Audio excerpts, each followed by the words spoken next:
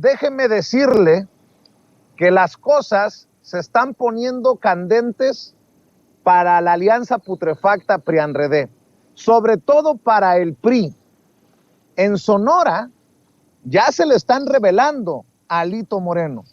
Ayer en Sin Censura Nocturno le hablaba de un comunicado del PRI Sonora que es muy duro para Alito Moreno. Este es el comunicado, se lo estoy compartiendo al equipo de producción, porque habla de una rebelión, tal vez incluso una implosión del PRI en un estado tan importante como Sonora por lo que significa Sonora para el PRI. Manlio Fabio Beltrones, y sobre todo después de la expulsión de Claudia Pavlovich, la exgobernadora priista acá en Sonora. Mire lo que ocurre con el escandalazo que se carga Alito Moreno. Por eso hay que estar al pendiente de lo que ocurre políticamente en todos los rincones del país. Ya le mostré en Aguascalientes. Ahora déjeme decirle cómo se le empieza a desmoronar, tal vez se le empieza a desmoronar el partido a Alito Moreno. Dice esto comunicado: democracia interna para el PRI en Sonora. Licenciado Alejandro Moreno Cárdenas, presidente del Comité Ejecutivo Nacional del PRI, presente. El pasado día 24 de mayo del presente año, el Comité Ejecutivo Nacional del PRI emitió la convocatoria para renovar la presidencia y secretaría general del Comité Directivo Estatal en Sonora. En dicha convocatoria observamos con claridad que se trata de una convocatoria diseñada para que se inscriba una sola fórmula, concentrando los requisitos para cumplir con los registros a documentos emitidos por el Comité Ejecutivo Nacional de nuestro partido, lo cual impide la real participación de la militancia. Si queremos reinventarnos rumbo a las siguientes elecciones, el PRI no puede continuar con los mismos procesos autoritarios disfrazados de unidad. No escuchar a nuestra militancia nos hizo mucho daño como partido y no podemos seguir con esa tónica. Lo que pedimos es muy sencillo y elemental. Queremos que todos los que hemos levantado la mano para aspirar a ser dirigente estatal nos dejen competir bajo el método de elección aprobado por la Comisión Permanente del Consejo Político Estatal. Conocedores de su trayectoria y teniendo como antecedente el proceso interno desarrollado para que usted fuera presidente del partido, solicitamos atenta, respetuosa y enérgicamente que sean los priistas de Sonora los que decidan libremente quiénes serán sus próximos dirigentes. Con esa legitimidad que le otorga la voluntad de los priistas expresada con su voto, la nueva dirigencia seguro estará en posibilidades de presentarse ante los priistas y sobre todo ante quienes no tienen partido como una oposición digna y fuerte contra Morena que tanto se necesita. La historia de los acuerdos en lo oscurito ya sabemos cómo terminan y en Sonora no queremos desperdiciar esta oportunidad para reorganizarnos con fuerza, con orgullo y sobre todo con muchas ganas de hacer valer nuestro peso y representación electoral. Competencia sí, imposición no. Esa es la fórmula que en Sonora los priistas queremos. Hermosillo, Sonora, 25 de mayo del 2022, y firman Rogelio Díaz Brown, Zaira Fernández Morales, Emeterio Ochoa Basúa, David Palafox Celaya, Humberto Robles Pompa, Iris Fernanda Sánchez Chiu y Pascual Soto Espinosa, entre otros. Y para hablar precisamente de esto que ocurre en Sonora, que podría ser el principio, le decía, del desmoronamiento del PRI de Alito Moreno ante tanto escándalo y sin legitimidad con este personaje en la dirigencia del partido, déjeme saludar precisamente al señorón del Sonora Power, el querido Demián Duarte, a quien saludo con mucho gusto. ¿Cómo estás, Demián? Un abrazo. Hola, estimado Vicente. Primero que nada, un gusto en saludarte a ti y a todo tu amplísimo auditorio que nos escucha pues, en todas partes, ¿no? De México, de Estados Unidos y puntos circunvecinos. Y sí, estamos aquí en Hermosillo, con toda la energía y las ganas de, bueno, pues informar. Oye, sí, la verdad es que el PRI está haciendo implosión aquí en Sonora. Ellos mismos se han convertido en su peor enemigo. Y es que lo que ocurre acá en Sonora, mi estimado Vicente, no es otra cosa que la consecuencia de la muy trágica, por supuesto para los priistas, derrota que sufrieron pues hace poquito menos de un año, un año y días, ¿verdad? De lo que ocurrió, y donde Alfonso Durazo, el actual gobernador de Sonora, pues los aplastó con una tremenda aplanadora que venía conduciendo. De lo que ocurrió hace un año, creo que lo documentamos bastante bien y claramente en su momento. Sin embargo, el PRI, bueno, perdió el rumbo. Los priistas, pues andan desconsolados, incluso, pues dicen algunos que andan así como lo puso en metáfora tu amiga, como la muñeca fea llorando por los rincones, ¿verdad? Y el asunto es que los priistas se quedaron sin liderazgo, se quedaron sin asidero y se quedaron solamente, mira, para que te des una idea de lo que ocurrió, se quedaron solamente con 4 diputados locales, todos de ellos plurinominales, se quedaron con una sola alcaldía importante, que es el municipio de Álamos, que tú conoces bastante bien, y al final de cuentas no tienen representantes a nivel federal, excepto como no fuera por la senadora Silvana Beltrones, que esa es otra historia, como lo sabes. Sin embargo, el PRI de Sonora no tiene diputados federales y no tiene, válgame de dónde asirse. Esta lógica viene, Vicente, de la negociación, que a todos nos queda claro que se dio para las elecciones del 2018, del 2021, en donde Claudia Pavlovich, bueno, pues acordó con el presidente de la República, aunque no creo que lo hubieran necesitado, pues no meter las manos en el proceso político electoral y al final de cuentas ella pedir una salida, pues no sé si ponerla en términos de dignidad, pero sí por lo menos una salida fácil, es decir, que a la gobernadora no se le moleste ni con el pétalo de una demanda ni de un señalamiento, bueno, pues precisamente por las muchas dudas que existen al respecto de su desempeño. Como tú lo sabes, Vicente, la ex gobernadora Claudia Pavlovich despacha cómodamente desde el mes de febrero en un palacete ubicado a orillas del Mediterráneo, allá en el área de Barcelona, muy cerquita de Montjuic.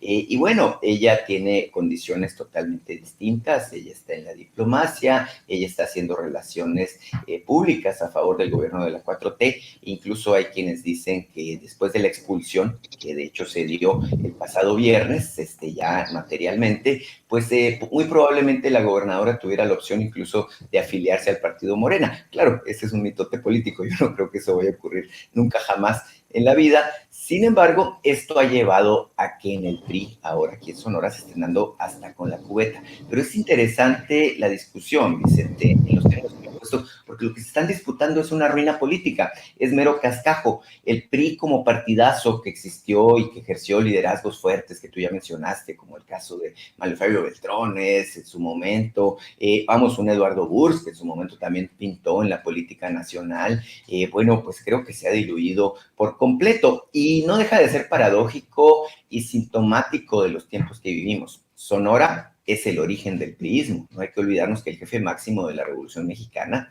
es decir, Plutarco Elías Calles, el fundador del otrora Partido Nacional Revolucionario, que ahora se llama PRI, bueno, pues es originario de nuestra tierra, de acá del puerto de Guaymas, y bueno, pues por donde empezó la fortaleza del priismo, creo que es también por donde empieza su destrucción. Mi querido Demián, creo que este comunicado, esta carta a Alito Moreno es más que clara, ¿no? La historia de los acuerdos en lo oscurito ya sabemos cómo terminan.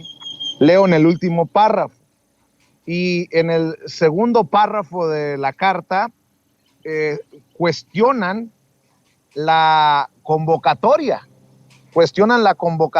a renovar la dirigencia. Todo esto, ¿qué tiene que ver la expulsión de Claudia Pavlovich? Bueno, mira, literalmente así en directo no lo tiene, pero son grupos que se disputan el poder, algunos de ellos identificados con Claudia Pavlovich, otros que están precisamente en el área, en la cancha contraria. En este caso en particular hay 3 perfiles que yo identifico directamente con la exgobernadora. Está Zaira Fernández, que es una de las aspirantes que más se han movido y que trabajó, de hecho, con el gobierno de la exmandataria. Está por ahí también Humberto Robles Pompa, otro de los beneficiarios del anterior gobierno. También está el exsecretario de gobierno de la gobernadora Pavlovich y otro cuate que se llama David Palafox, que acaba de declinar ayer a favor de la primera persona que te mencionaba, que es Zaira Fernández. Entonces, El asunto de fondo es que se están disputando entre distintos grupos la lógica de controlar a eso que se llama Partido Revolucionario Institucional. Y el señalamiento que ellos hacen de que se busca imponer a un liderazgo títere desde el centro, muy en particular en la persona de Onésimo Aguilera, bueno, pues tiene que ver precisamente con esta intromisión, como lo juzgan ellos, de parte de la dirigencia nacional del Partido Revolucionario Institucional, que obviamente tiene un conflicto de base fundamental con la exgobernadora Pavlovich y con el grupo que de alguna manera, Vicente, las manda a cantar acá en Sonora, que no es otro que el que encabeza o encabezó, porque ya no se sabe qué pasa con Mario Fabio Beltrones, el exgobernador que ejerció el poder de 1991 a 1997 de manera formal, pero que dejó emisarios, representantes, intereses económicos y más, bueno, pues aquí a cargo de las cosas y asuntos del Estado. Nada más que desde que llegó Alfonso Durazo, pues esa historia se les acabó. Y el asunto es que hoy en Sonora, pues es otra la lógica, es otro el grupo de poder, es otro el liderazgo político.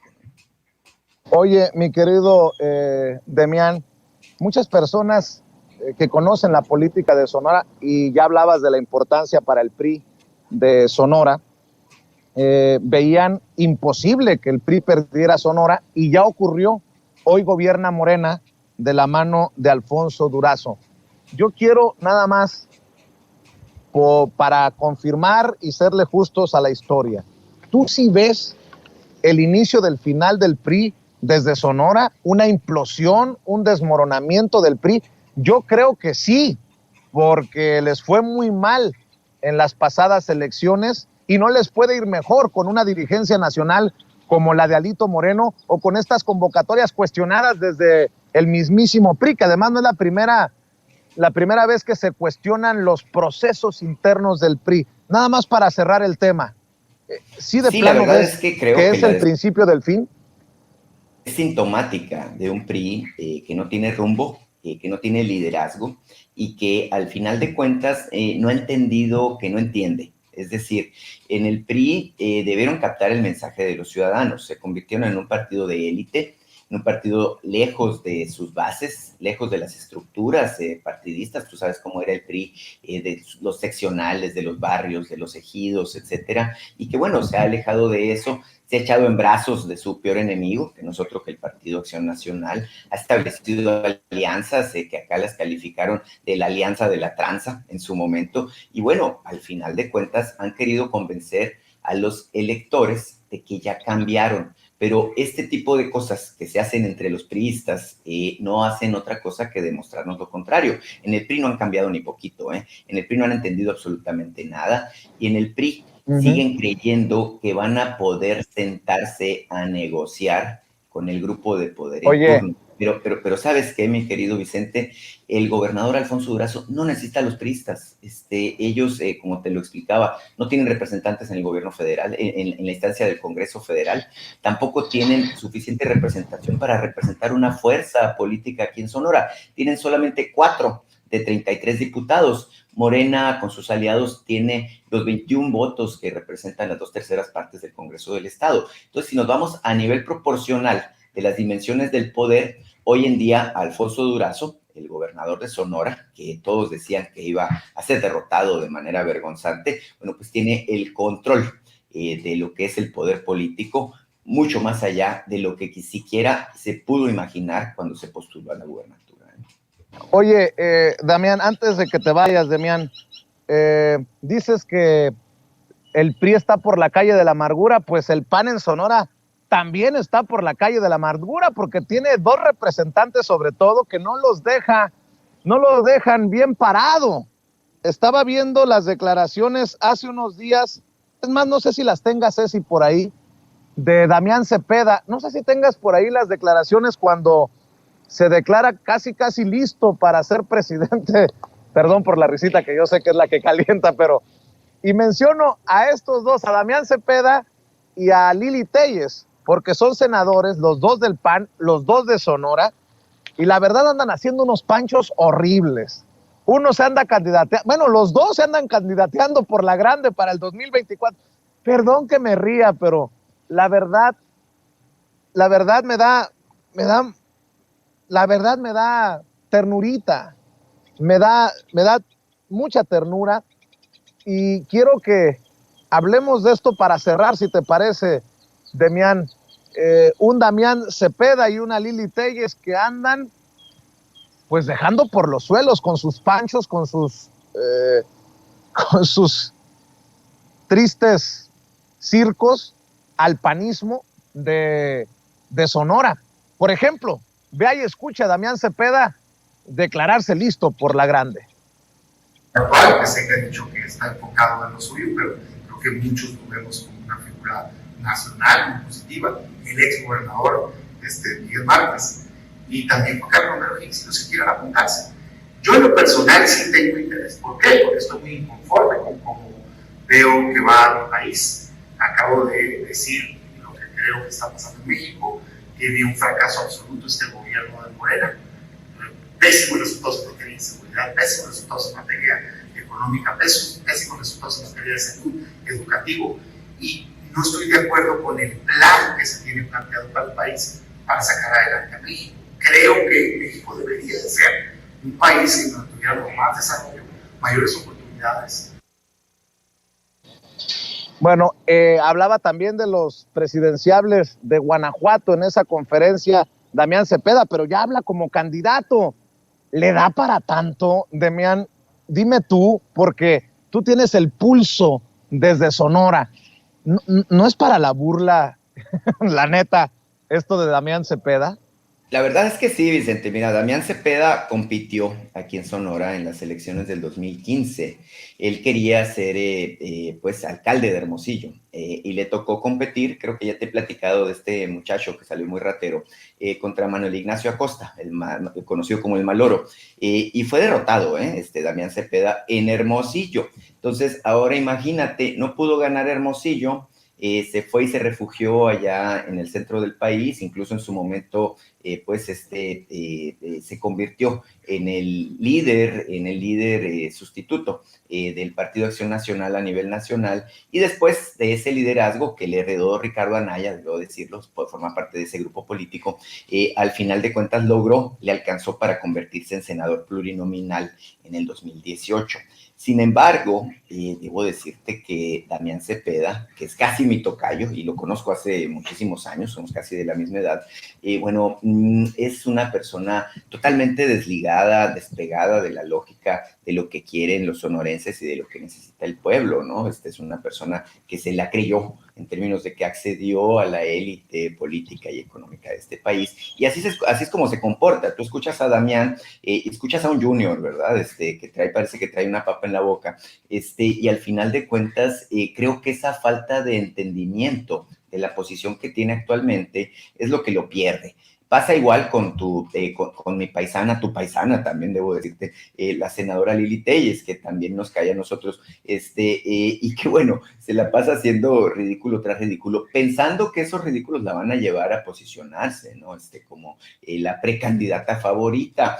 Ayer tú lo escuchaste, ¿no? Esto de que se subió a la máxima tribuna en el Senado a decir del diputado Gerardo Fernández Noroña, que era el diputado Changoleón. Creo que Fernández Noroña se sabe defender él solito, ¿no? Y que no necesita que nosotros metamos las manos por él. Pero la verdad es que estos absurdos en los que cae la senadora Lili Téllez a mí me hacen pensar que en ocasiones se levanta por la mañana pensando en ver qué puede hacer para darse un tiro en el pie y bueno, pues ya no poder seguir avanzando en esta loca carrera que ella pretende que es su carrera política hacia la presidencia. Entonces, la verdad es que me dejas sin palabras, Vicente. Tenemos que hacer un análisis de lo que está ocurriendo con el PAN aquí en Sonora, porque el dirigente Gildardo Real, el dirigente estatal, pues también no pinta, no figura, no saben qué hacer. Ellos también tienen 4 diputados, se quedaron con una posición importante, sin duda, que es la ciudad de Puerto Peñasco, que es la única que gobiernan, pero en todo lo demás, la verdad, el PAN es una negación, y al final de cuentas, creo que también en ese partido, poco a poco les empiezan a cantar las golondrinas. Precisamente porque lo mencionas antes de despedirte, ¿por qué no me proyectas, Ceci? ¿Por qué no me ayuda con este video lamentable de Lili Téllez haciendo otro ridículo en el Senado, refiriéndose al diputado Gerardo Fernández Noroña como changoleón ayer en la permanente, y a diferencia de Damián Cepeda, a mí se me hace que Lili Telles sí trae algo de respaldo en el panismo, algo de respaldo conservador, y ojo, creo que recursos, pero de eso le cuento después de ver y escuchar el pancho que se aventó ayer Lili Telles. El diputado Changoleón lo está escuchando, ¿está aquí? Ah, ahí está. Por favor, explíquele al diputado Changoleón que vino a meterse a esta Cámara cómo operó el crimen organizado en Sinaloa. Y póngale atención, Changoleón, póngale atención, porque ustedes son el brazo político del crimen organizado. Orden, por favor. Y su equipo. Usted, Changoleón, es por favor, no es diálogo, es una pregunta. Por el crimen organizado, explíquele las cochinadas y la violencia una pregunta que hubo en las elecciones en es Sinaloa, una pregunta, no diálogo. Apoyados por el Mayo Zambada, cobarde Changoleón. Responda, por favor, señor senador.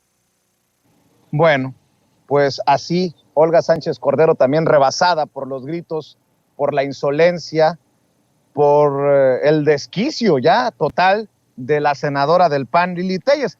Les digo que salieron a defenderla. Felipe Calderón, el expresidente de México, sacó un tuit: se requiere valor y mi reconocimiento por ello para denunciar lo que denuncia la senadora Lili Telles, más allá de sobrenombres. Y retuitea Xóchitl Gálvez, la colega de Lili Telles. Pero nada más por no dejar, creo que tiene del archivo de las malditas y benditas redes sociales aquellos tiempos en los que Lili Telles pensaba diferente, ¿no? Como han pasado los años, las vueltas que dio la vida, por ahí va una canción, ¿no? Lili Telles en algún momento, cuando le convenía, hizo campaña con, para y por López Obrador. A ese señor, a ese presidente que ahora lo tilda de pactar con el narco. Miren nada más cómo son las cosas. Lili Telles señalando a López Obrador y su gobierno de pactar con el narco, y la defiende el tipo que puso a un secretario de seguridad que hoy está en el bote acusado de narcotráfico y de pactar precisamente con el narco.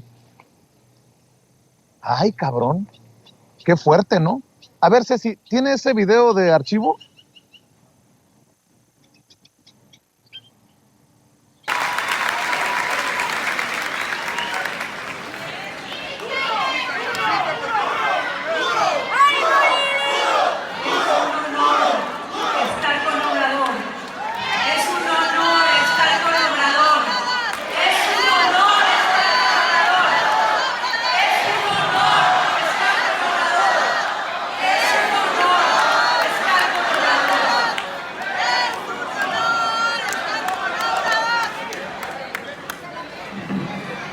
Hoy voy a ser nada más un mensajero para nuestro próximo presidente de la República.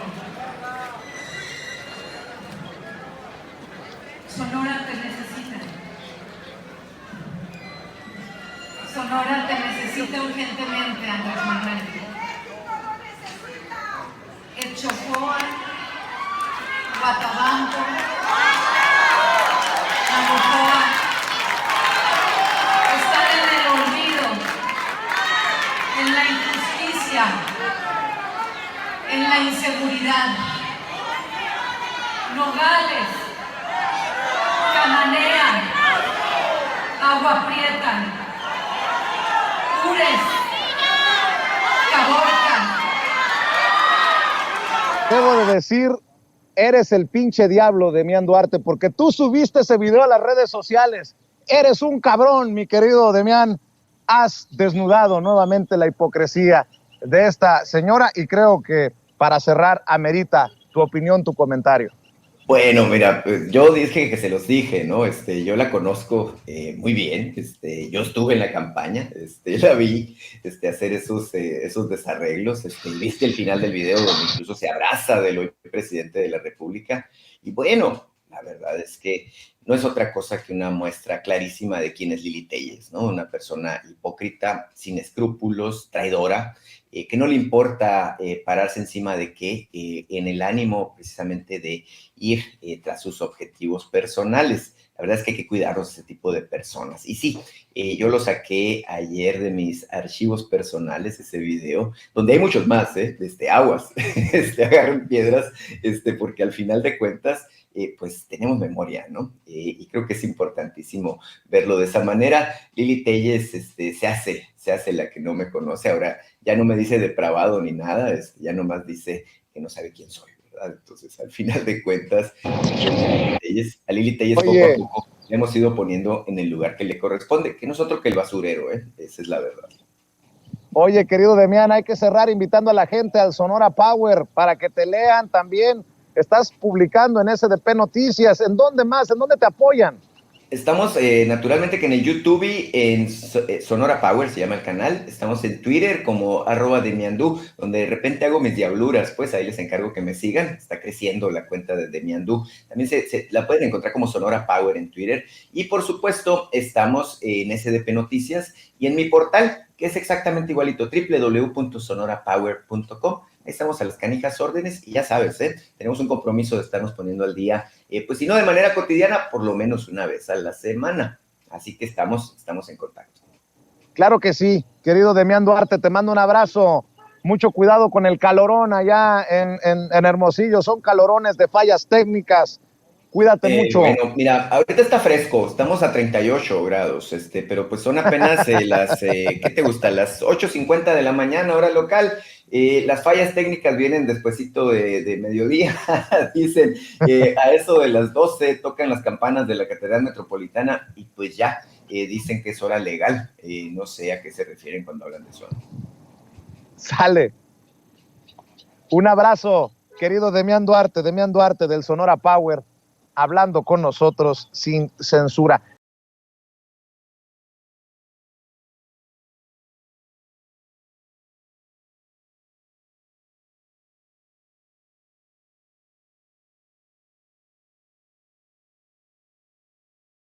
Todos los miércoles, por las últimas semanas, los últimos meses, el maestro Ricardo Sevilla nos ha estado presentando investigaciones y reportajes exclusivos para Sin Censura.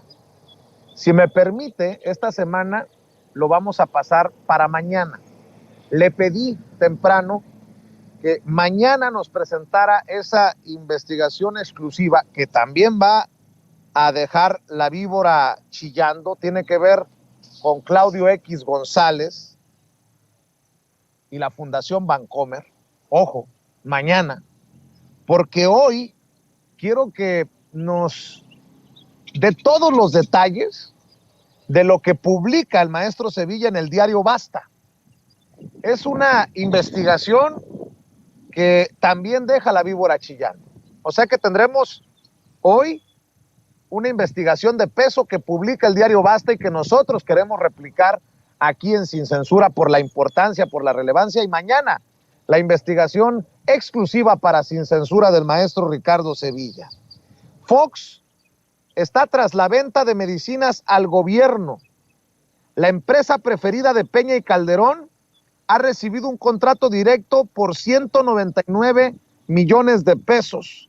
MAC SADCB tuvo entre 2008 y 2021 más de 320 millones de pesos a través de 179 contratos como proveedor. ¿De qué se trata todo esto? ¿Impacta a la 4T? Pues hay que preguntarle al maestro Ricardo Sevilla, escritor, periodista independiente y miembro de esta familia Sin Censura. ¿Cómo estás, Ricardo? Te saludo con mucho gusto.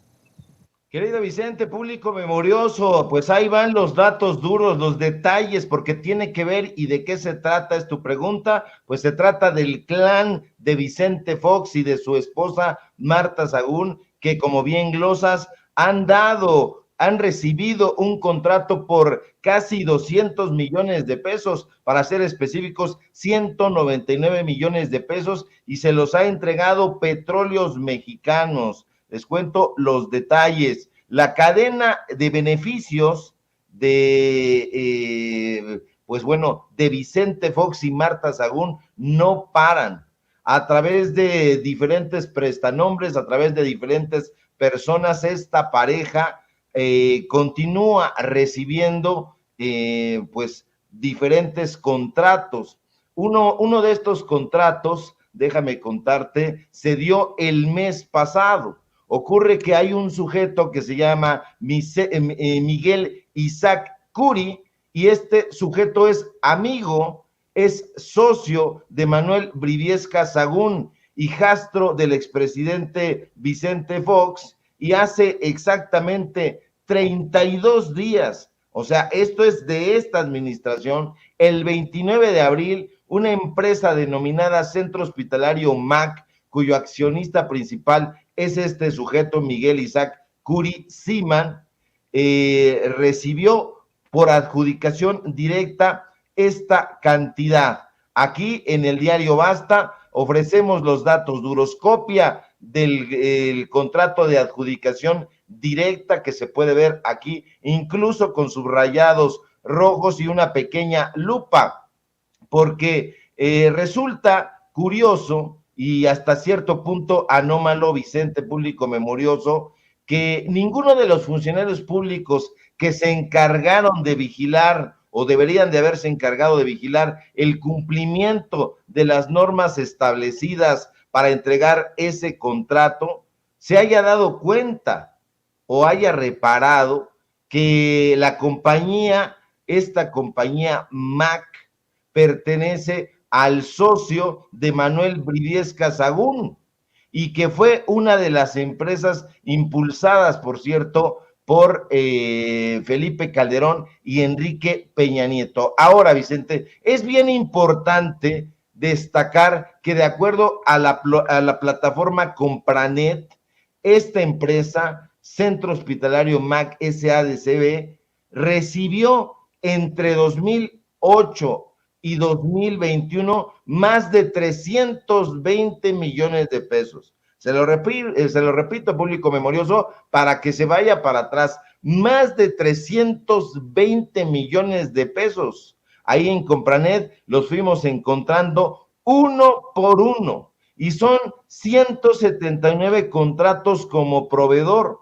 Ahora, nosotros teníamos duda, porque dijimos, bueno, a lo mejor se equivocaron las fechas, pero no. Fuentes que trabajan en la torre ejecutiva de Pemex aquí en la Ciudad de México, específicamente en el Departamento de Contrataciones para Servicios de Salud, pues ya están hartos.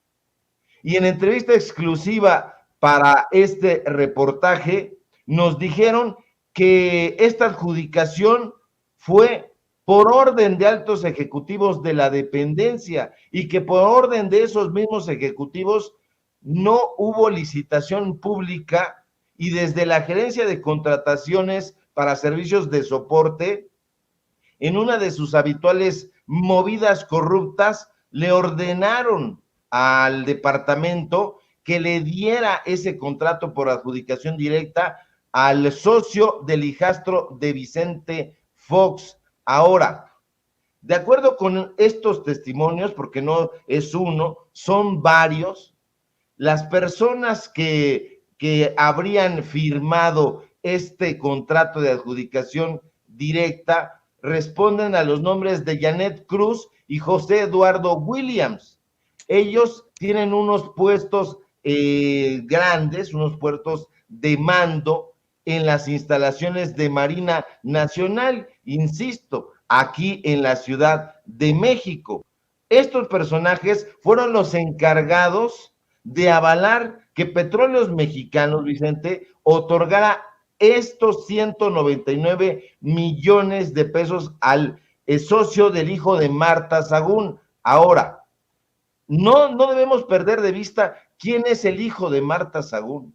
Hay que recordar que este sujeto fue acusado allá en 2006 por un quebranto al erario por parte del Instituto para la Protección del Ahorro Bancario, conocido por el IPAB, y fue acusado de haber perpetrado este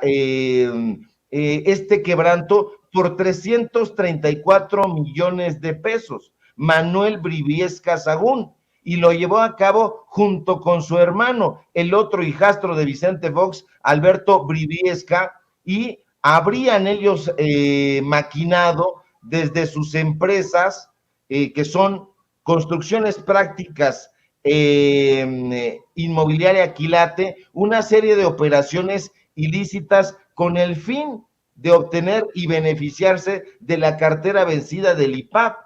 Bueno, pues parece que no han entendido y quieren continuar en las andadas, porque este personaje pues es su amigo, es su socio.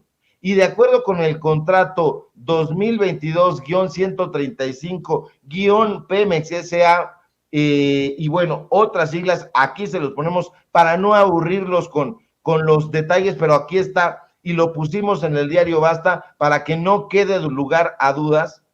Tenemos copia de él, nos lo entregaron, la propia gente que está trabajando en las instituciones nos está diciendo, vengan a ver qué es lo que está sucediendo aquí. Entonces tenemos fila para presentarle esta clase de atrocidades. Y de acuerdo con este contrato, podemos observar que en esta ocasión la empresa Centro Hospitalario MAC, dirigida, insisto, por el socio del hijastro de Fox, fue beneficiada con un contrato por adjudicación directa, pero para prestar servicios de atención médica integral de segundo nivel para jubilados y derechohabientes de Petróleos Mexicanos para 11 localidades de la Coordinación Médica de la zona de Monterrey. Ahora, quienes trabajan en el ISSSTE y quienes trabajan en el Instituto Mexicano del Seguro Social, Vicente, saben perfectamente que en los hospitales hay ciertas zonas, es decir, ciertas zonas exclusivas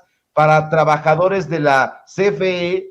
Antes había zonas exclusivas para trabajadores de Luz y Fuerza del Centro, y hay zonas exclusivas también en los hospitales del IMSS, donde son tratados estos derechohabientes, es decir, ellos no se rostan con el resto de los derechohabientes, y son como una pequeña élite dentro de los hospitales.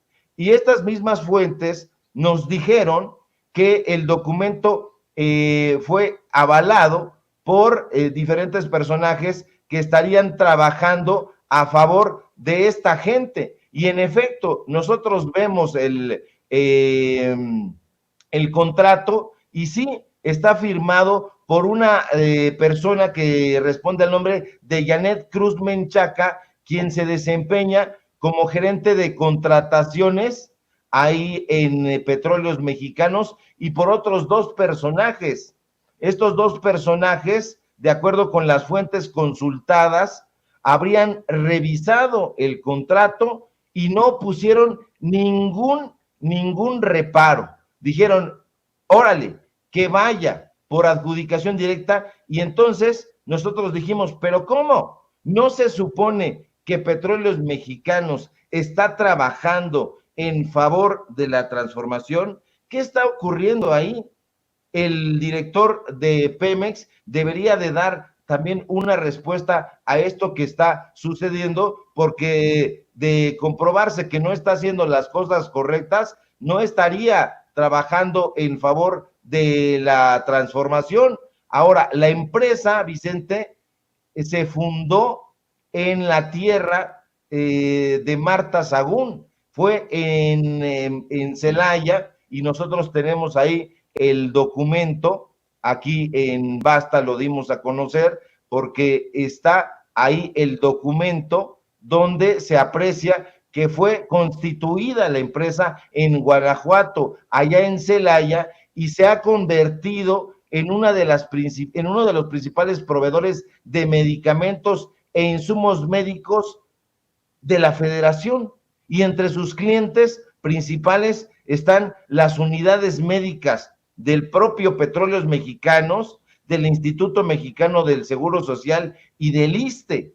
Entonces, ahí habría que hacer una revisión muy profunda de a quién están contratando, por qué están contratando en Petróleos Mexicanos, en el IMSS y en el ISSSTE, empresas que tienen que ver con el clan Fox Sagún. Esa es la pregunta. Yo no creo que el presidente López Obrador esté enterado de esto, Vicente, y habría que planteárselo, porque ¿cómo es posible que una empresa cuyo socio ha sido señalado por haber defraudado al erario, haberlo aprovechado, haber quebrantado al IPAB, esté nuevamente en la jugada? Y sobre todo que tengan estos vínculos directos con Vicente Fox y con Marta Sagún. Está lloriqueando por todos los rincones de la red social que no le alcanza el dinero, y ya vemos que está ahí tras bambalinas trabajando en favor de su propia bolsa. No cambian estos personajes, querido Vicente.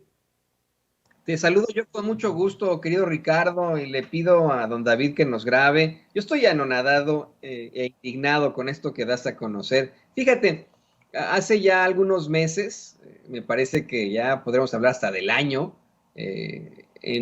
se tuvo que mencionar este encuentro que halló nuestra compañera Meme Yamel en un restaurante a las afueras de la Ciudad de México.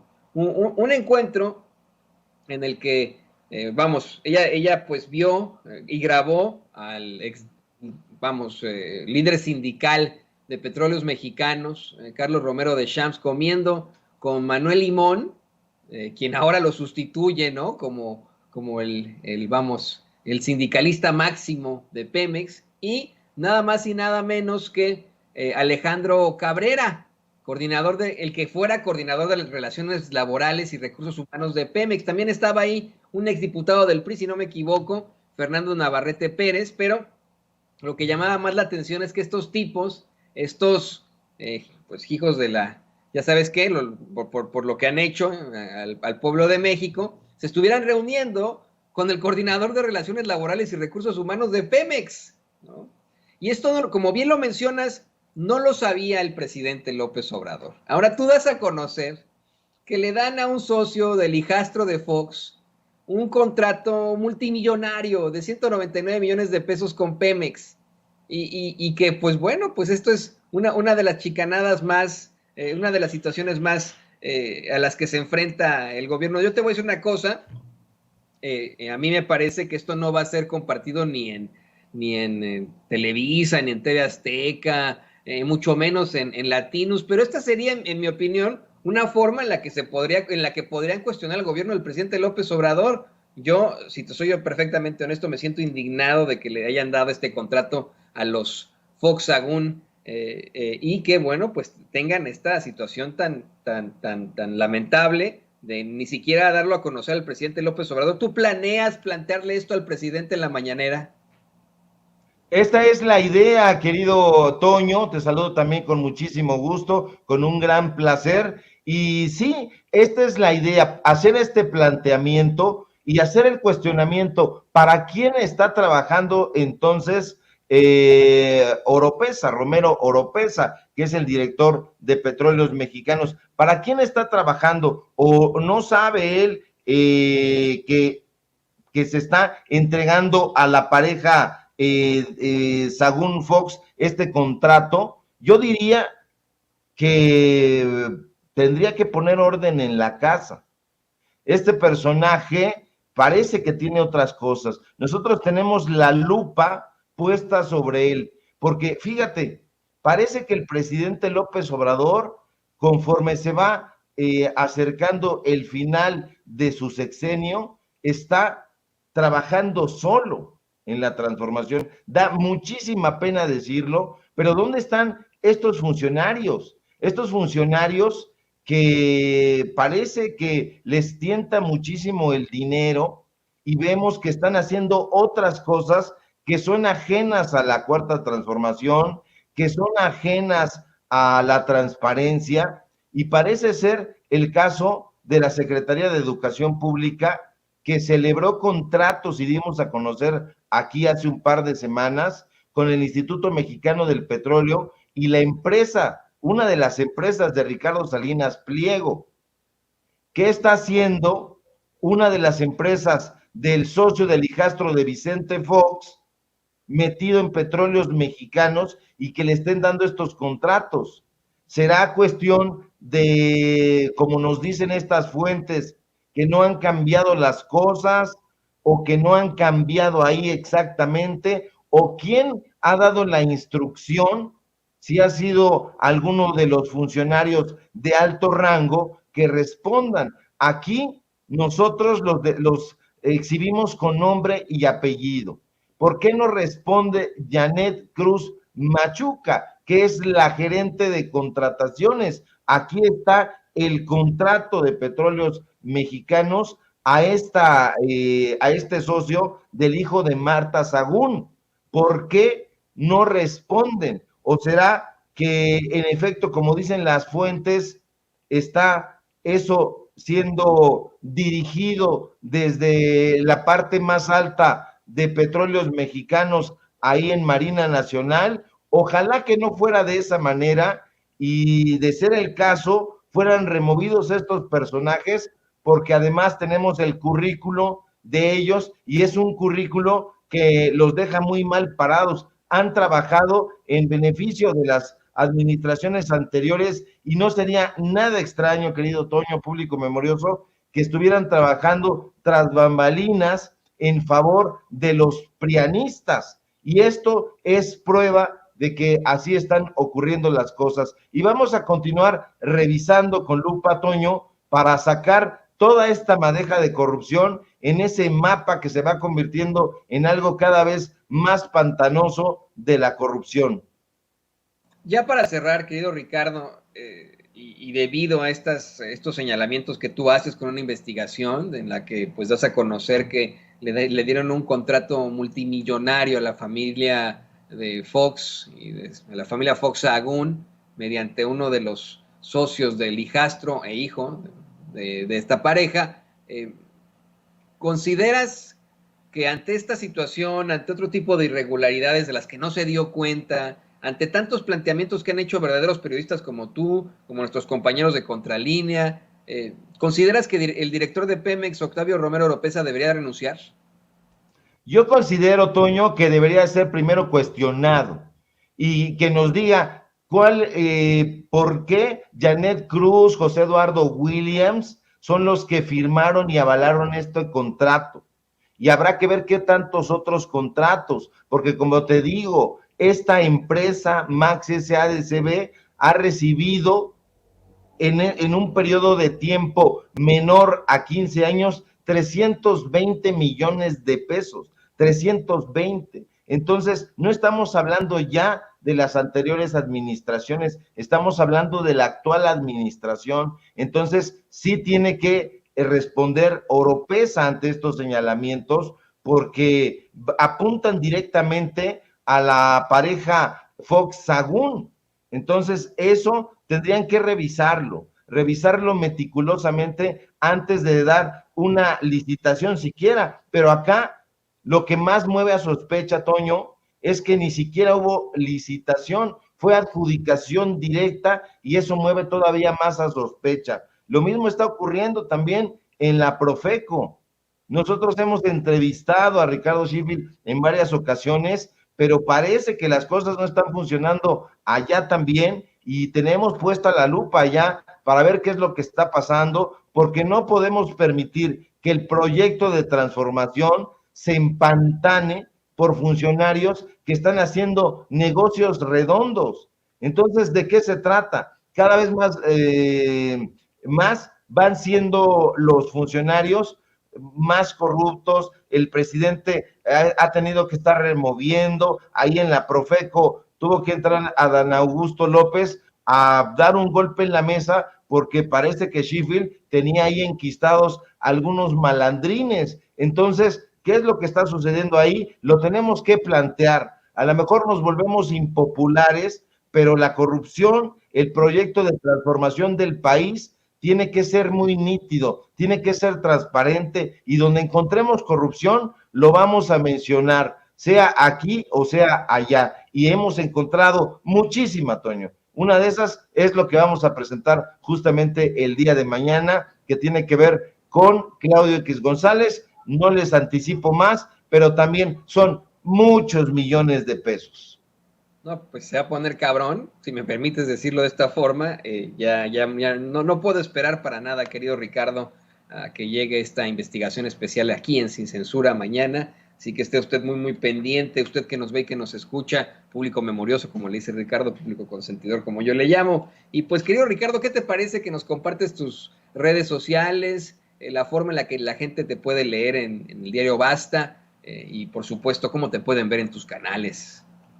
Claro que sí, querido Toño, público memorioso, síganme en mis redes sociales, en Twitter, @SevillaCrítico, en Facebook, Ricardo Sevilla, así nada más. Síganme, por favor, en mi columna en el diario Basta, que está publicándose martes y jueves, y en estas investigaciones especiales que vamos a estar publicando semanalmente ahí en el Grupo Cantón, que puede ser en el diario Basta o puede ser en otros de los periódicos del grupo. Síganme, por favor, en los datos duros, en el informativo que tenemos en el canal de YouTube, @LDatosDuros, así. Todo de corrido nos van a encontrar los Datos Duros MX, búsquenos ahí porque vamos a estar dando a conocer corrupción donde la encontremos, y síganme por favor, por supuesto aquí en Sin Censura, donde estamos dando a conocer también todas estas corruptelas y estamos participando al filo de las 11 de la mañana. Te mando un fuerte abrazo, querido Toño, al público memorioso, allá a la gente en producción, y si todo marcha bien, nos encontramos por aquí el día de mañana. Pues te mando un abrazo y te agradezco no solamente por participar con nosotros, Ricardo, sino por luchar por esa verdad con justicia, por generar en la gente que te ve y te escuche en estos momentos un espíritu crítico. Esa es la labor del periodista, y por favor, sigue investigando, sigue exhibiendo a estos que nos han dejado en la absoluta ruina. Que te vaya muy bien, amigo. Gracias, querido Toño, abrazo fuerte de regreso, y así lo vamos a hacer. Abrazos, abrazos, no balazos.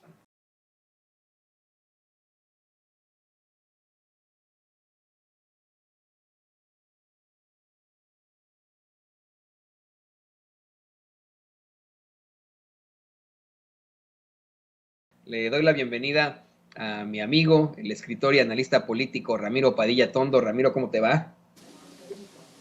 Mucho gusto, Toño, qué gusto estar contigo aquí de nuevo, escuchando las sinrazones del Cero Gómez Leiva, qué vergüenza, pero bueno, y saludos a mi querido Manuel. A quien también saludo con mucho gusto, al admirado periodista y reportero en México de RT, Manuel Hernández Borbolla. ¿Cómo te va, Manuel? Hola, ¿qué tal, Toño, Ramiro? ¿Cómo están? Un gusto estar aquí con ustedes y con toda la audiencia. Pues sí, se puso intenso y acalorado el debate entre Ciro Gómez Leiva y Epigmenio Ibarra, que ya traen todo un nado sincronizado ahí en la derecha para tratar ya de vacunarse contra la previsible derrota electoral que van a sufrir el próximo domingo. Así es, de eso vamos a platicar unos momentos más, cómo se va a poner ya, y lo tóxico que está este ambiente, pero a ver, empecemos con Ramiro. Ramiro, ¿no te parece que es indefendible Felipe Calderón, Genaro García Luna? Danos tu opinión, por favor, de el señor rating, así le llaman, ¿no? Le llaman a Ciro Gómez Leiva el señor rating. Bueno, lo sigue midiendo Nielsen. Y yo no sé quién sigue midiendo a Nielsen, quién le crea a Nielsen hoy en día, ¿no? Pero según Nielsen, él es el señor ratings. Para muchos otros, nos lo han dicho en nuestros chats, es en todo caso el señor Chayote, Ciro Gómez Leiva. Pero bueno, ¿qué te provoca que tan pronto Epigmenio Ibarra haga planteamientos de la violencia generada en tiempos de Felipe Calderón y que hable de las chicanadas y las situaciones terribles ocurridas debido a Genaro García Luna, parezca como el que le pusieron un cohete en el culo a Ciro Gómez Leiva y de inmediato salte ahí a defender a sus cuates? ¿Qué te provoca, querido Ramiro? Hay una serie de sofismas o verdades a medias que han trabajado la derecha, que es muy estructurado. Yo creo que esto es de laboratorio, digamos, una jugada de laboratorio. Y en este caso la derecha es el vivir el aquí y el ahora.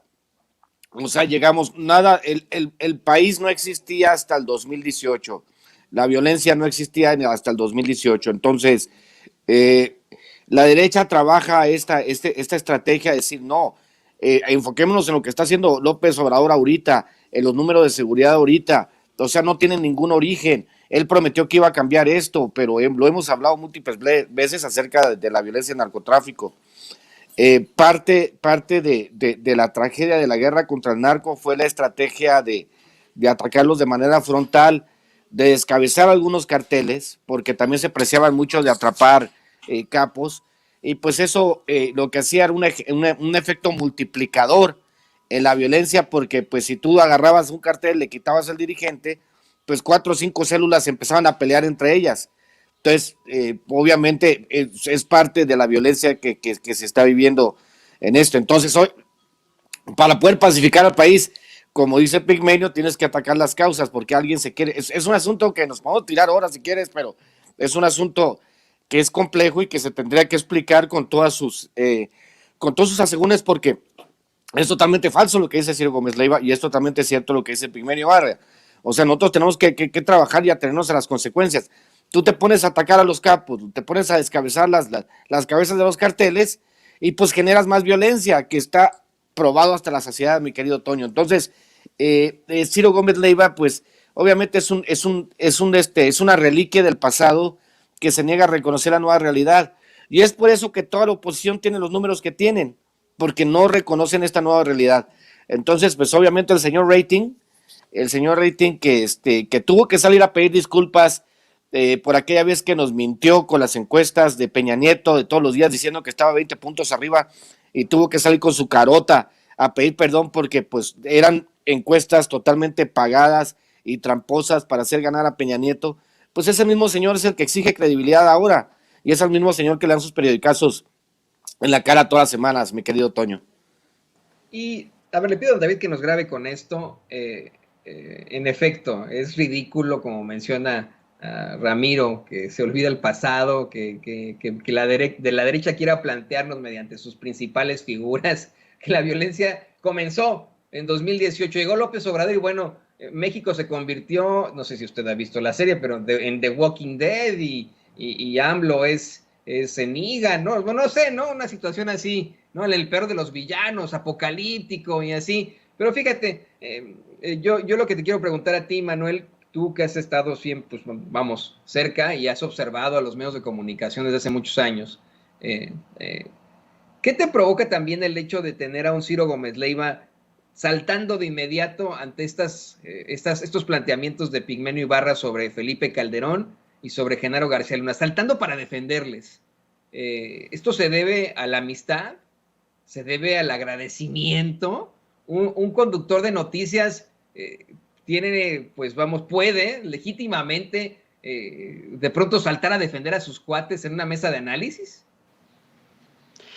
Pues yo creo que en parte tiene que ver con la manera tan airada en que defendieron durante mucho tiempo pues el desastre de país en el que ahora estamos metidos, ¿no? Es decir, los medios de comunicación y los comunicadores defensores de los intereses de la oligarquía neoliberal son corresponsables del desastre en el que se sumió el país por violencia, al tratar de ocultar muchos datos e información que ya eran de dominio público y que hicieron lo posible por minimizar el desastre de este modelito económico que benefició mucho a unos cuantos personajes de las élites mientras el país se desfondaba, ¿no? Entonces, durante años estuvo este asunto de tratar de posicionar a Felipe Calderón como un político valiente que se atrevió a enfrentar a los cárteles de la droga cuando se callaron todas las trapacerías de García Luna, que ahorita está preso en Nueva York acusado de traficar cocaína junto con el cártel de Sinaloa, ¿no? Que parece que es un tema que a varios columnistas se les ha olvidado, ¿no? Ese cargo de tráfico de cocaína de Genaro García Luna, que era el gran estratega y el súper secretario de Felipe Calderón en su infame e inmunda guerra contra el narcotráfico, que realmente pues fue una guerra contra los pobres en este país para que las empresas transnacionales pudieran explotar aún más los recursos naturales que estaban en disputa en varias regiones del territorio nacional, ¿no? Entonces yo creo que tiene que ver con esto y por supuesto que también, no sé en el caso de Ciro Gómez Leiva, no me consta, pero en el caso de otros varios comunicadores y columnistas, desde luego que había una cercanía y una amistad e incluso algunos favores por parte del sistema de espionaje que tenía montado Genaro García Luna. ahora que están de moda los audios de Alito y de otros personajes, de Alito Moreno, el presidente del PRI, pues García Luna tenía montado un sistema de espionaje bastante amplio, en el que por ahí filtraba algunas cosas a medios de comunicación consentidos, a directores de periódicos, a cosas de este tipo, y muchos de ellos pues le deben varios favores a García Luna. Por eso no es de sorprenderse tampoco esta defensa tan airada de algunos comunicadores hacia la desastrosa gestión de Felipe Calderón. Es decir, ahora nos tratan de vender la idea de que la violencia en el país se creó de 2018 para acá. Cuando tú ves las estadísticas del INEGI de homicidios dolosos, es muy evidente que hay una tendencia a la baja desde 1992 hasta 2006, y a partir de ahí se dispara la gráfica y las cifras, ¿no? ¿Qué pasó en 2006? Pues pasó el fraude de 2006 de Felipe Calderón, y pasó la guerra contra el narcotráfico. Eso fue lo que marcó un antes y un después en la historia de este país, y que ha generado una crisis humanitaria sin precedente. Ahora nos quieren decir que los efectos de esa situación, más de una década que seguimos padeciendo los estragos de ese tipo de acciones, son consecuencia del gobierno actual. Digo, me parece un infantilismo y otro intento más de engañar a la gente, ¿no? Porque es cierto que el gobierno de López Obrador no ha podido contener el clima de violencia que existe a nivel nacional. Ellos están diciendo que están tratando de atender las causas, que yo creo que es una medida correcta. Habría que cuestionarse si además de atender las causas profundas se podrían hacer algunas otras cosas de manera más inmediata. Pero ese sería otro debate, no el hecho de atribuirle todo al actual gobierno, como si el desastre de los últimos 2 sexenios simple y sencillamente no hubiera ocurrido, ¿no? O sea, esto es otro intento más de seguir defendiendo la oligarquía neoliberal. Ese es el trasfondo real de esta airada defensa del calderonismo que todavía persiste ahí. ¿Qué tantos beneficios repartió Calderón entre esta élite que lo siguen defendiendo con tanto ahínco después de que convirtió el país en una fosa clandestina? O sea, ustedes revisen las cifras de las fosas clandestinas, de la crisis de desaparecidos, y es evidente que hay un antes y un después de las acciones de este señor. Es decir, los fraudes electorales que vivió México en 2006 y en 2012, pues han generado consecuencias en lo social. El país se convirtió en un reguero de sangre. Ese fue el gran legado de Felipe Calderón, que ahora pues está ahí muy plácidamente viajando por el mundo en su puesto que tiene ahí dentro de la Fórmula 1, echándose sus chapuzones y agüita ahí en las albercas, mientras dejó un tiradero de país, y todavía tiene el cinismo y la desfachatez de salir a opinar sobre temas de política pública, ¿no? Y que todavía haya comunicadores que lo defienden, me parece infame. Y también no hay que dejar de lado que ahorita está muy fuerte el nado sincronizado entre estos comunicadores de la derecha para tratar de posicionar la idea de que el triunfo electoral del próximo domingo de López Obrador y de Morena va a obedecer a las alianzas a las presuntas alianzas del gobierno de López Obrador con el narcotráfico. Es una narrativa que estos mercenarios de la información han tratado de imponer desde la derrota electoral de las elecciones intermedias en el 2021, y que están refriteando ahorita, y que muy probablemente van a refritear el próximo año en el Estado de México y en Coahuila, donde también habrá elecciones, y también en el 2024. Entonces hay que estar muy atentos para no dejarse engañar por estos personajes que claramente tienen un interés económico, porque como decía Alito Moreno en uno de sus audioescándalos, él decía que a los periodistas no había que matarlos a balazos, sino matarlos de hambre. Pues muchos de los que no han matado de hambre el viejo sistema neoliberal, pues son ahora los que están defendiendo tan airadamente a estos sinvergüenzas, ¿no? Sí, me queda claro que a Ciro Gómez Leiva no lo mató de hambre Alito Moreno, pero ¿qué les parece, compañeros, que profundizamos un poco más antes de entrar al tema de Alito? Profundizamos un poco más precisamente en ese nado sincronizado preelectoral. Y le pido a don David que nos grabe.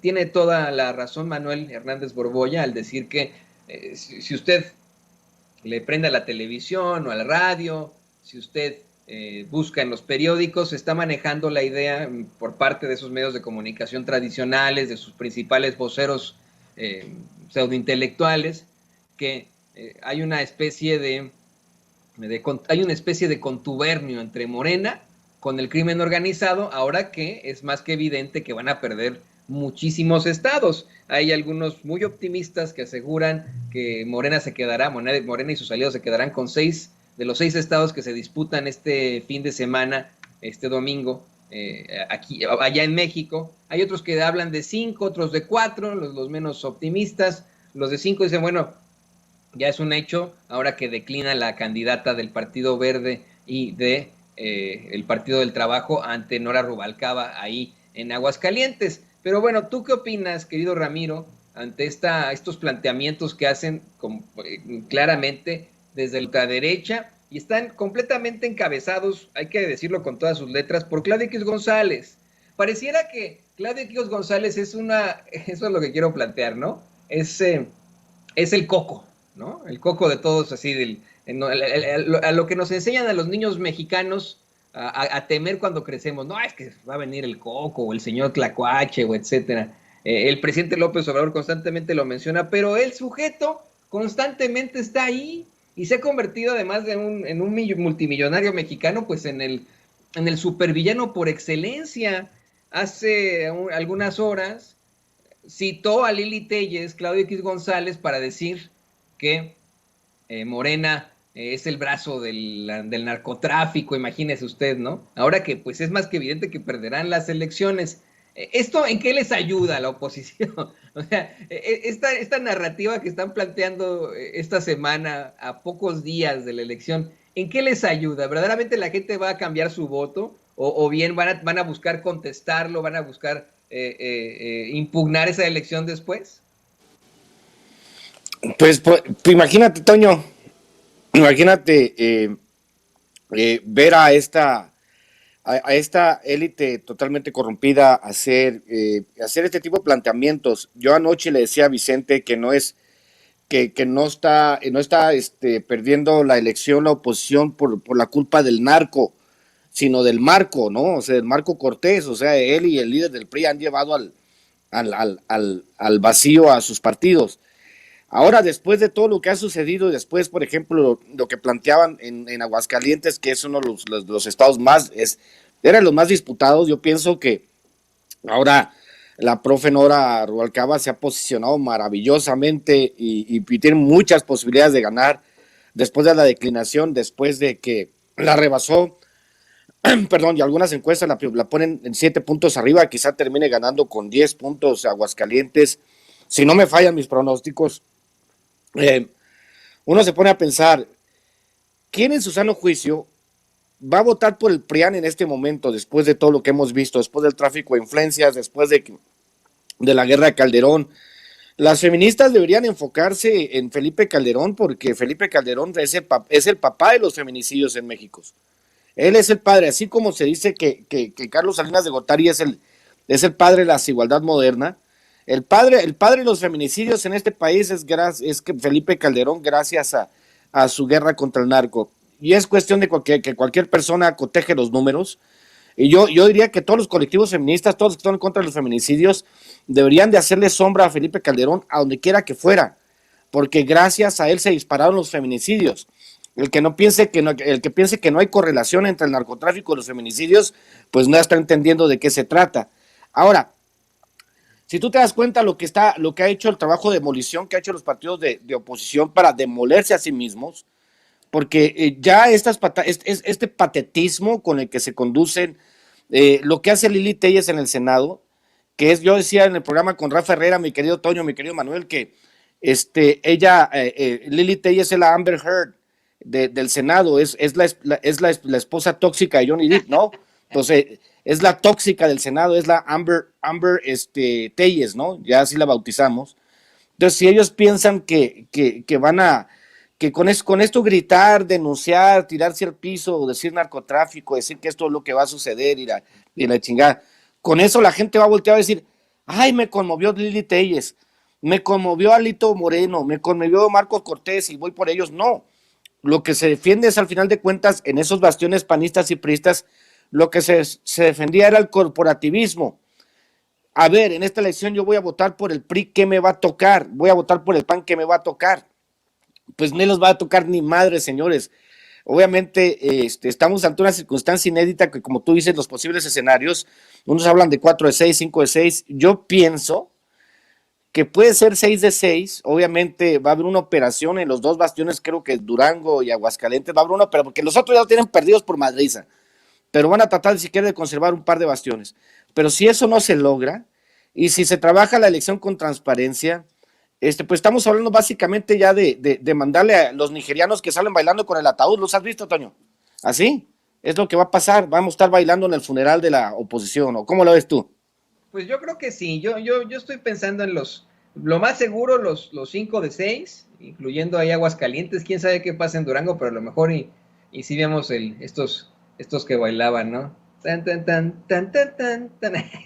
me acordé, mi querido Ramiro, y le pido a don David que nos grabe, porque le quiero pedir también a Manuel, Manuel, que profundices un poco más en precisamente ese nado sincronizado en medios de comunicación tradicionales para implantar la idea de que en México ya, ¿no?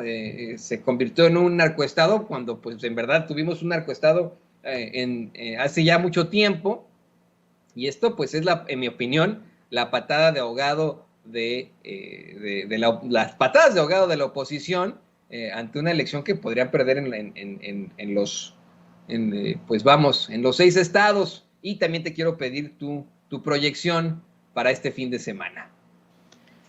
Sí, pues es ya se están vacunando, ¿no? De lo que se viene.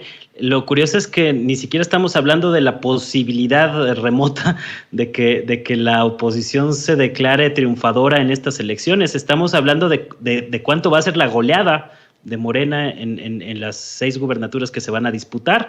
Un escenario conservador, pues sería 4 de 6 gubernaturas, ¿no? O 3 de 6 gubernaturas, ya sería el colmo del conservadurismo. Si atendemos a las encuestas y a los datos, a los números, pues más o menos nos hablan de 4 de 6 relativamente seguras para Morena, una muy disputada que es Durango, que muchos dan empate técnico, y en Aguascalientes, que llevaba ventaja el PRIAN, pero que se ha ido cerrando la elección, y que algunos, estaba revisando hoy la encuesta de Poligrama, y ya dan empate técnico también en Aguascalientes. Entonces, en una de esas podría llevarse el carro completo Morena, yo no lo descarto. A mí me parece que va a quedar entre 4 y 5, me parece. Si tuviera que decir un número, diría 4 de 6. Ese es un número conservador, pero que aún así pues sería un triunfo contundente de Morena. Y aquí la pregunta es, ¿qué va a hacer la oposición para competir rumbo al 2024? ¿Cuántas gubernaturas le van a quedar al PRI? Le va a quedar por ahí la de Coahuila, le va a quedar por ahí el Estado de México, quién sabe si lleguen con ella al 2024, que es muy probable que Morena les gane la elección el próximo año, y pues por ahí una que otra gubernatura tendrá el PRI. El PAN también se va a quedar con algunas pocas, con Querétaro, Guanajuato, Yucatán y alguna otra quizá por ahí.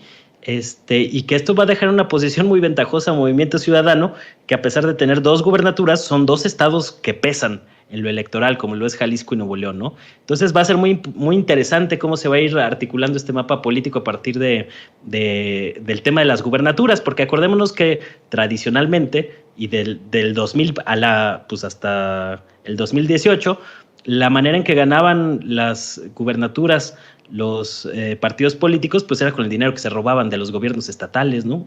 Entonces ahora, si no tienen gubernaturas de dónde robarse dinero, pues y no tienen arrastre popular, no tienen una fortaleza que les permita entusiasmar al electorado, pues ¿cómo piensan competir en el 2024? O sea, se perfila una derrota contundente, como que el 2018 fue apenas el principio, ante esta incapacidad de la derecha y de la oposición de reconocer el desastre de país que dejaron. Si hubieran asumido una posición crítica o autocrítica desde el comienzo, muy probablemente podrían competir de mejor manera rumbo al 2024, pero no es el caso.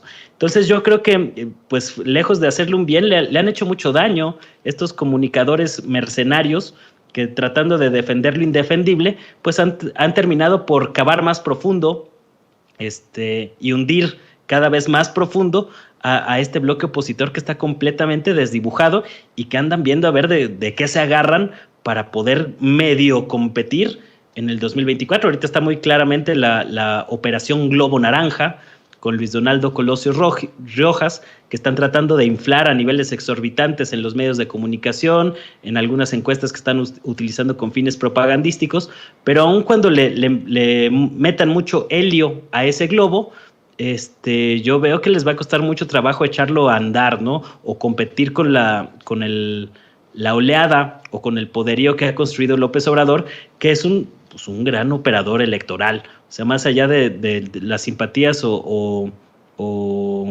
fobias que algunos le puedan tener a López Obrador, se le debe de reconocer que es un gran estratega electoral y que ahora con todas esas cuestiones a favor, yo no veo que tengan posibilidad de competir. Ya está ahí encuestas entre grupos de inversionistas, como una que publicó por ahí el Banco Credit Suisse, el banco suizo, para que no digan que es cosa de chairos, en el que se le preguntó a un grupo de inversionistas y el 75%, es decir, 3 de cada 4, ya dan casi por hecho que Morena va a retener la presidencia de la República en el 2024, ¿no? De ese tamaño es la vapuleada de la oposición y se debe pues a esta incapacidad de reconocer el despedazadero de país que dejaron. Entonces están tratando de achacarle todo al actual gobierno sin asumir parte de su responsabilidad y la gente no se ha tragado ese cuento con todo y el dominio que todavía tienen de los grandes medios corporativos que están también atravesando una crisis de credibilidad brutal, precisamente porque pues están defendiendo lo indefendible. Es decir, este tipo de comportamientos pues genera consecuencias y ahorita están pagando las consecuencias de sus actos, muchos de ellos, ¿no? Ayer, Manuel, Ramiro, llegaron a un extremo que yo no me explico, una situación verdaderamente ridícula. Ya no se trataba de defender a politicazos como siempre, empresarios, de defender lo indefendible, ¿no? De defender incluso a criminales. Ayer el Universal y Reforma defendieron a las tabacaleras y se lanzaron a decir es que López Obrador quiere agarrar a los fumadores del pescuezo y van a buscar prohibir, el fumar en estadios, en playas y en parques, y etcétera. Vamos, tienes toda la razón, Manuel. Están buscando defenderlo, pero llegan al defender lo indefendible, llegan a un punto verdaderamente insospechado, increíble, ¿no? De incluso defender a los más malvados de los malvados, a las tabacaleras. Pero fíjense, hablando de los malvados, y le pido a don David que nos grabe, pues hay que poner este tema sobre la mesa. Ya le hemos presentado al público consentidor de Sin Censura los últimos audios de Alito, el mismo audio que él graba voluntariamente, sin darle a conocer al Güero Velasco, quien tampoco es una perita en dulce. Ya lo hemos discutido aquí y allá. Pero algo que no hemos discutido es la reacción del presidente López Obrador. Hoy en la mañanera, la reportera de Reforma le cuestiona al presidente, pues, ¿cuál es su opinión de que Alito Moreno diga que lo amenazó? El presidente le dice que eso no es cierto, que él no se mete en ese tipo de cosas, que nunca lo ha hecho, que pues es un asunto de principios, de ideales, de moral, que tiene que ver con la polémica que existe ante las elecciones, pero pues que él de todas formas no se mete en eso, que si ha llegado a hablar con el Güero Velasco, pues fue en la inauguración del AIFA, pero que llevaban 2 o 3 años que no platicaban.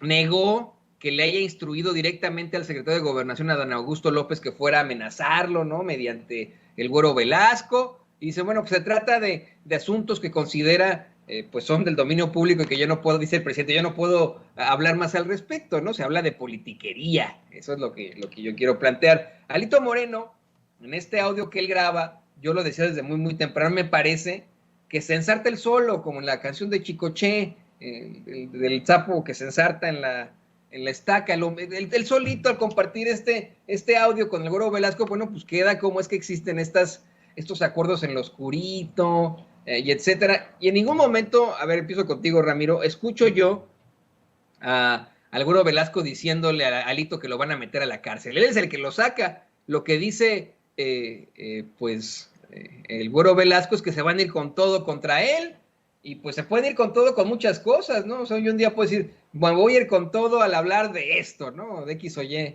No significa que verdaderamente lo esté amenazando con meterlo a la cárcel, otro tipo de situaciones. Mi pregunta para ti, Ramiro, honestamente, y para que no se vea esta situación como que solamente somos parciales con el presidente, en caso de que se compruebe, ¿sería legítimo que el gobierno de México amenazara a un dirigente de un partido con irse con todo contra él si no vota por una reforma que era absolutamente propositiva para los mexicanos, que votar de lo contrario, en lo contrario, respondería a una verdadera traición a la patria? Fíjate que el tema es bien interesante porque obviamente ahora el trabajo del PRIAN a través de la historia fue la ejecución del doble discurso. Esto es un discurso que tú le presentabas al pueblo y otro discurso el que utilizabas hacia adentro. Obviamente, Alito es el mayor ejemplo de los dos discursos. Esa llamada es tan falsa, y es más, te lo voy a hacer así. Te voy a hacer, hola, ¿cómo estás, Manuel Velasco? Eres mi compadre, hermanazo. Dime quién es el número 1 del Oriental. O sea, güeyes. O sea, ni para hacer montajes son buenos. Luego descubres que pues el Manuel Velasco y el Alito son compadres y por ahí andan circulando las fotos, pues se le ha haber dicho al Alito, échame la mano, compadre, que me traen bien jodido, ¿no? Y esta idea de este doble discurso, nosotros vamos, es más, acuérdate del Faux Pass, ¿no? Es el acto fallido que tuvo Alito Moreno hace unos meses cuando decía que él no iba a aprobar ninguna iniciativa que beneficiara al pueblo de México. Fue un desliz freudiano, ¿no? Fue un desliz freudiano.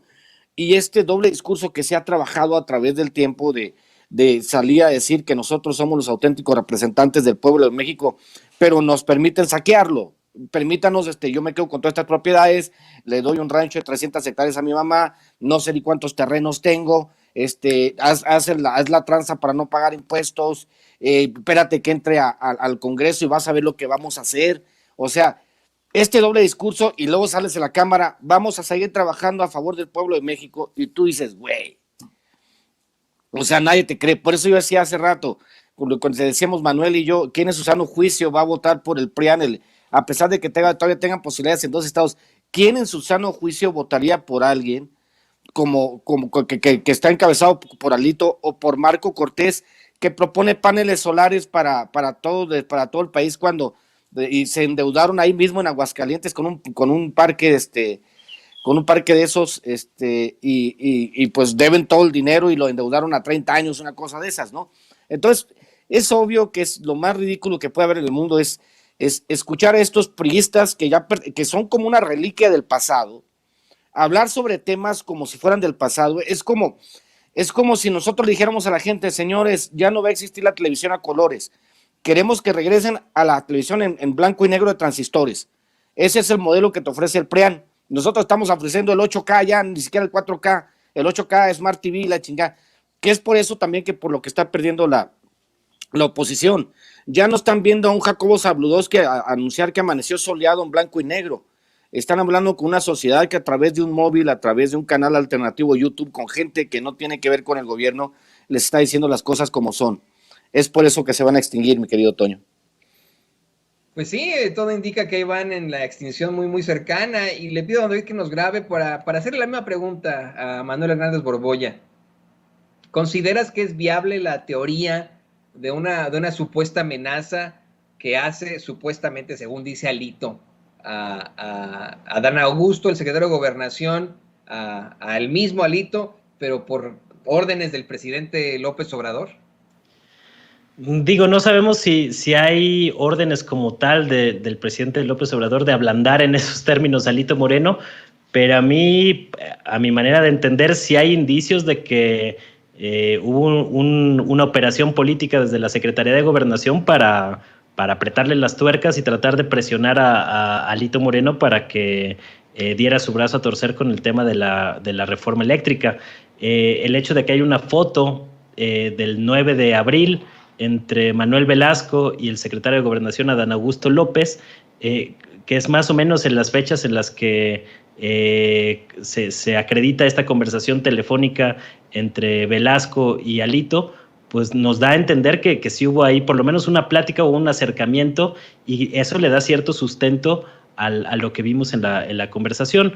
Y ahora tampoco hay que asustarnos de eso, porque desde principios del sexenio de López Obrador vimos que también le apretaron las tuercas a varios personajes de un modo parecido, y me refiero al caso de Eduardo Medina Mora, quien era ministro de la Suprema Corte de Justicia de la Nación, con una cola muy larga, tras haber sido uno de los personajes consentidos de la docena trágica panista y también del sexenio de Enrique Peña Nieto, ocupando cargos que iban pues desde el CISEN, la Secretaría de Seguridad Pública o la Procuraduría General de la República, y que en una jugada política bastante hábil, diría yo, pues le apretaron las tuercas para que se saliera de la Suprema Corte de Justicia, y eso ha permitido que avanzar en ciertos temas donde los votos de la Corte han sido fundamentales. Hoy López Obrador dice que pues él no tiene esos usos y costumbres. Cuando le preguntaron si había presionado directamente a Alito, entonces no sabemos si provino directamente de la Secretaría de Gobernación esta jugada, o si contaba con la venia del presidente, ¿no? Pero en cualquier caso creo que sí evidencia algunos modos y formas de cómo se maneja la política tras bambalinas. Me parece que pues en estos términos y en estos ámbitos se dan muchas de las negociaciones políticas. Acuérdense el año pasado lo fuerte que estaba la guerra política con Francisco García Cabeza de Vaca, que si lo iban a desaforar, ya estaba avanzado el tema en el Congreso, y de repente pues entramos en un periodo de tensa calma, que ahorita se está reactivando un poco a partir de que pues están viendo que van a perder muy posiblemente la gubernatura en Tamaulipas, ¿no? Entonces, en la política hay que también tener en cuenta que hay muchas cosas que resultan inconfesables, y que hay que tener en mira también eso para tratar de hacer interpretaciones políticas más amplias, creo yo. Pues creo que ha quedado todo muy, muy, muy claro y muy interesante en esta mesa de análisis. Bueno, yo como disfruto de tenerlos compartiendo la misma, querido Manuel, querido Ramiro. ¿Por qué no, Manuel, nos compartes tus redes sociales para que la gente te busque y te siga haciendo este tipo de cuestiones? ¿Y dónde pueden leerte ahí en RT, en México también? ¿Por qué nos compartes esta información? Muchas gracias. Pues pueden ahí seguirme la pista en el canal de YouTube, Manuel Hernández Borbolla, igual en la página de Facebook, Manuel Hernández Borbolla Periodista, y en Twitter, @Manuel H. Borbolla, y ahí estamos publicando. Ahorita no tanto dándole a la escritura, de repente hacemos algunas notas para RT en español, pero sobre todo estamos haciendo videos que salen en las redes de RT Play en español, en el canal de Facebook de RT en español también, y en algunos otros canales alternativos como RT Latinoamérica y demás. O sea, hay desplegados varios canales alternativos por aquello de la censura que está a la orden del día, ¿no? Y que curiosamente, pues con todo y la fuerte campaña que han tenido las potencias occidentales contra los medios rusos, pues no les ha pegado tampoco la narrativa, ¿no? Es decir, algo similar a lo que les está pasando a la derecha aquí en México, pues le está pasando también a la élite globalista en otros frentes, ¿no? Entonces, pues los invito ahí a echarle un ojo para seguir el contenido, y muchas gracias, Toño, por la invitación. Un gusto siempre compartir aquí mesa con mi querido Ramiro Padilla, y gracias también al auditorio por seguirnos la pista. Gracias a ti, querido Manolo, y pues ahí estamos muy, muy pendientes de lo que planteas. Ramiro, por favor, pues compártanos también tus redes sociales, y si puedes, ya que tienes allá atrás el refri, ¿por qué nos pasas una muy fría virtual para todos aquí en Sin Censura? No, es que anoche estaba tomando, porque la gente cree que tomo cerveza, y le digo que no, que era un Boing de cebada. Me gusta tomar el Boing de cebada.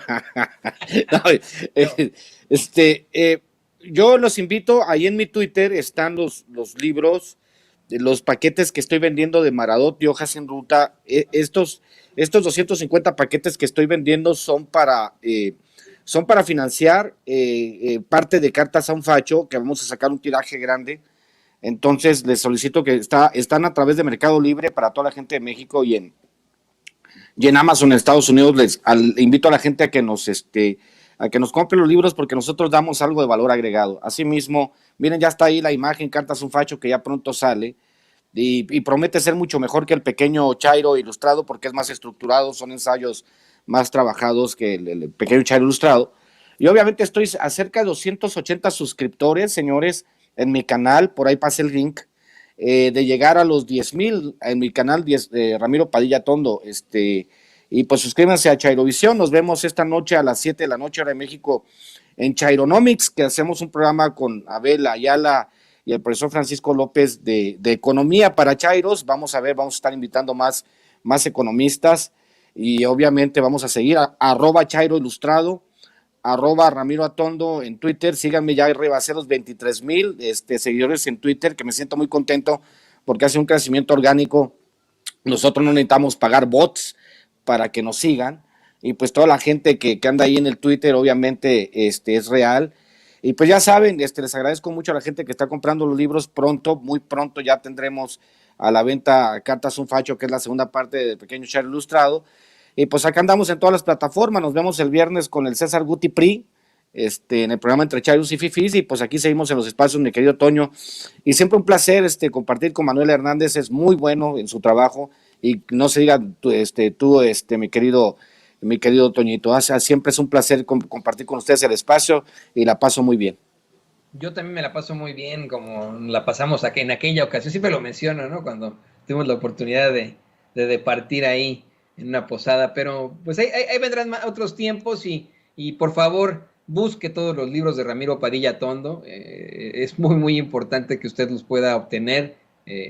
Yo creo que tiene que ser el libro de cabecera, ¿no? Que lo tenga ahí junto a la Biblia, ahí cada vez que esté usted, fíjese, a punto de dormirse, checando el Twitter y etcétera, y encabronándose con lo que dicen los bots y trolls de la fachiza, pues así como que puede sacar de su buró los libros de Ramiro Padilla, te van a decir, este cabrón le voy a responder de esta forma, y bolas, papas, ¿no? Así que bueno, mi querido Ramiro, pues ahí estamos muy, muy pendientes.